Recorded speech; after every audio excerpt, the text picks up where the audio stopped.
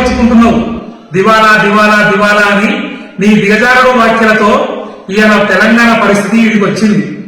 కేసీఆర్ అప్పే చేసిండో ఆదాయాన్ని పెంచిండో, కానీ సంపద సృష్టించి సవరించిన రాష్ట్రాన్ని నీ దివాలా కోరు వ్యాఖ్యలతో దిగాలు పడేస్తున్నావు.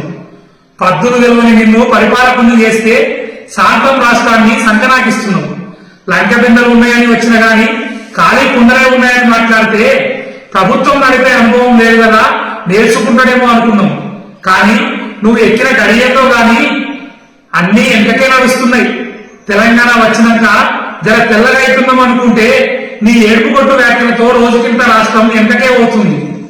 కేసీఆర్ ఏమున్నా లేకున్నా గుప్పిట బట్టి గుట్టుగా తెలంగాణ పతార పెంచితే అప్పు అప్పు అప్పు అని తప్పుడు మాటలు మాట్లాడబడుతుంది.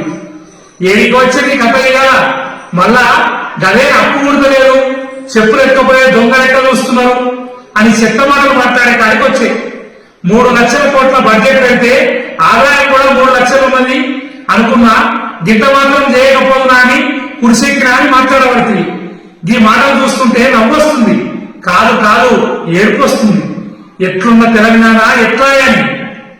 కేసీఆర్ అప్పు చేస్తే చేసిందేమో గాని కాళేశ్వరం ప్రాజెక్టు కట్టి మా పొలాలు పండించిండు. పెద్ద పెద్ద కరెంటు లైన్లు గుంజి 24 గంటల కరెంట్ ఇచ్చిండు. పెద్ద దవాఖానాలు పెట్టిండు, మెడికల్ కాలేజీలు పెట్టిండు. మిషన్ భగీరథ పెట్టి ఇంటింటికి నల్లాతోటి నీళ్లు ఇచ్చిండు. చెరువులలో పుడక తీసి భూగర్భ జలాలు పెంచిండు. 72,000 కోట్లు రైతుల ఖాతాల్లో వేసి రైతు బంధు అని నిరూపించిండు. లక్షలాది మంది ఆడపిల్లల పెళ్లిళ్లకు సాయం చేసిండు. పింఛన్లు పెంచి పెద్ద మనుషులకు ఆసరా అయింది. గురుకులాలు పెట్టి పిల్లలకు చదువు చెప్పిండు. ఇట్లా చెప్పుకుంటూ పోతే చాలా చేసిండు. మరి 16 నెలల 1,60,000 కోట్ల అప్పు తెచ్చిన నువ్వు ఏం చేస్తున్నావో అర్థం కాకొచ్చింది.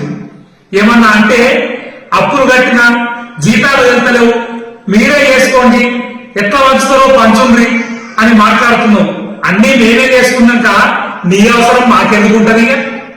నువ్వు వచ్చినాక 2 నెలల పింఛన్ ఎక్కొడుతుంది, ఒక కారు రైతు బంధు ఎక్కొడుతుంది, రుణమాఫీ చేస్తారని చెప్పి సగమే చేస్తుంది. అన్ని సగం సగం ఆగమాగం తప్ప కొనలేకపోయే 18 గంటలు పని చేస్తున్నా అని చెప్తావు కదా. ఎందుకు 18 రూపాయల ఆదాయం పెరుగుతలేదు? ఎందుకు జీతాలు వెళ్తున్నావు? కడుపు పట్టుకునే పని చేస్తుంది కదా.